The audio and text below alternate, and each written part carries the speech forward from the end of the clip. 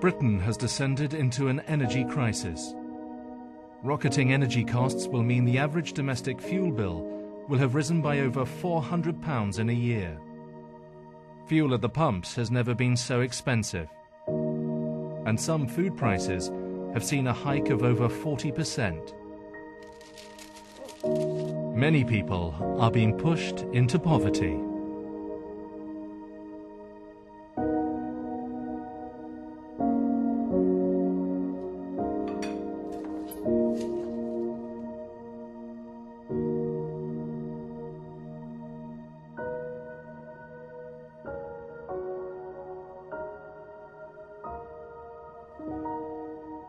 Possibly the biggest crisis that this country faces in the next few years is that within 6 or 7 years we're going to lose 40% of all the generating capacity, all the power stations that actually are keeping our lights on, our computers running, the whole of our civilization working.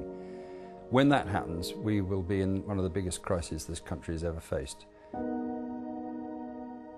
With North Sea production in sharp decline, the UK is heavily reliant on imported coal, oil and gas.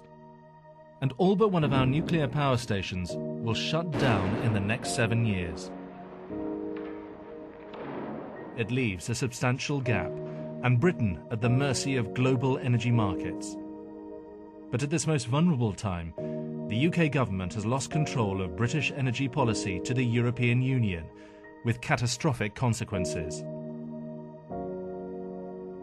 EU environmental directives will force the premature closure of our vital coal-fired power stations and have imposed unachievable and costly emissions targets that have distorted the UK energy strategy and left it with few viable options.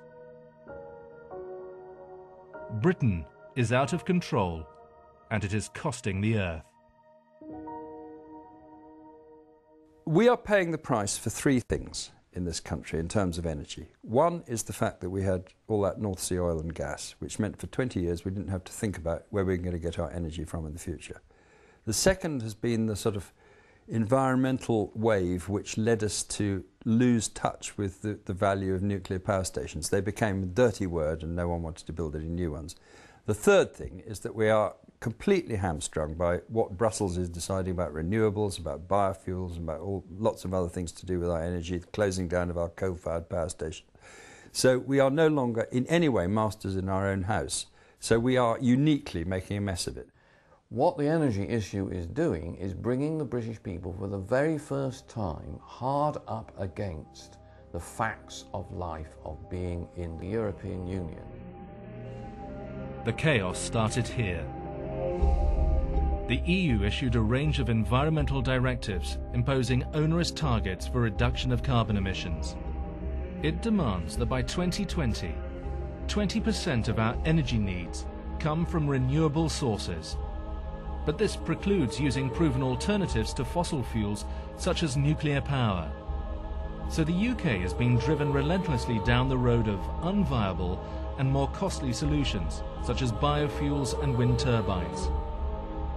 The UK government's headlong leap into their current energy strategies is skewed towards meeting those crippling obligations rather than securing long-term sources of energy for Britain. 90% of our energy supplies are going to disappear over the next 20 years. For Britain, it doesn't matter what we do about CO2 so far as climate change is concerned. We emit about 2.5% of the world's CO2 per year. If we disappeared off the face of the earth, that 2.5% would be replaced by China every 3 years. So the issue for Britain is overwhelmingly how do we secure our energy supplies in the best possible way, and by best we mean secure and cost-effective ways. Yeah, well, you've got this massive contradiction in the EU's policy. It says we've got to cut down on CO2 emissions, therefore we've got to have lots of renewable energy. But of course the best, by far the most efficient way to get the maximum amount of energy is by building nuclear power stations. But that's not included in the renewables targets. The irony is, the cost of building 10 nuclear power stations in the UK, which would provide up to 25% of our energy requirements, would be less than 2 years' contributions to the EU. Signing up to the unachievable EU targets comes with a monumental cost, and the UK government is funding it by a range of stealth and so-called green taxes, now making up almost 10% of UK government revenue. A government-commissioned report has warned that because the UK has currently such a low base of renewable energy, it will cost each UK household more than £3,000, almost double the cost expected in France and Germany. The strategy for us is to replace our national source of energy as present in the North Sea with a national source of energy under our own control, and the only possible candidate for this is nuclear power. But EU directives are forcing the UK government down the wrong road in pursuit of renewables. So thousands of wind turbines will need to be built across the UK in locations such as here, in the Yorkshire Dales. Local campaign groups are being formed across England to combat the proliferation of such wind farms. When I go around the constituency and see people and talk to people in village halls who are trying desperately to protect their villages from these grotesque developments, one of the main questions that they ask me is why.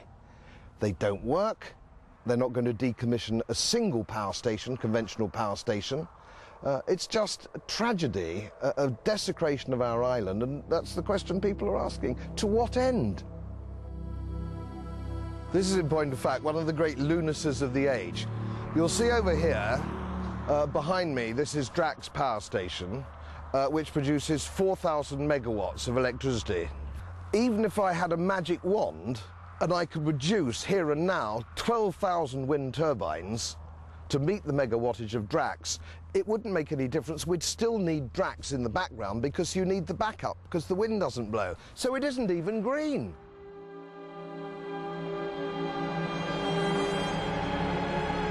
In Germany, they have found that their 19,000 wind turbines have not resulted in the closure of any of their conventional power stations, as they have been retained as backup for when there is insufficient wind to turn the turbines, around 70% of the time. Power stations on immediate standby are also a very expensive way to generate electricity, the equivalent of cycling to work whilst a car journeys behind carrying your bags. If we were foolish enough to build windmills, this would cost somewhere between 2 and 3 times the cost of building it via a nuclear station. For the UK to commit to so many wind turbines in such a short time will require widespread extensions to the national grid. And whereas in a normal world the expense and inefficiency of these wind farms would price them out of the market, lavish subsidies make wind farms very lucrative. It is known as the renewables obligation, and a single turbine can potentially earn the operator